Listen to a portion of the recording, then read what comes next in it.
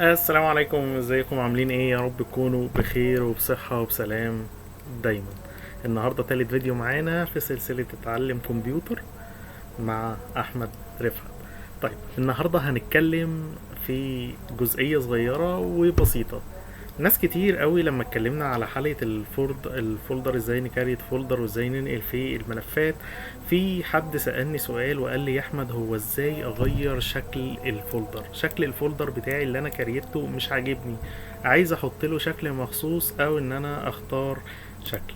الموضوع سهل وبسيط، والنهاردة هنتكلم ازاي نغير شكل الفولدر اللي كريتناه او اي فولدر عندنا. اول حاجة هنروح على الفولدر بتاعنا وندوس عليه كليك يمين وندوس على properties.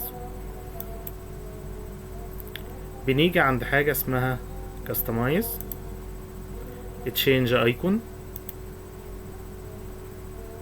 بنلاقي اشكال موجودة عندنا. طيب انا هختار شكل من اللي موجودين.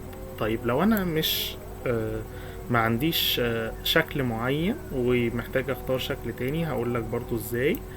بس خلينا الاول نختار الشكل من الاشكال اللي موجودة ونشوف شكله هيتغير وهيبقى عامل ازاي عندنا.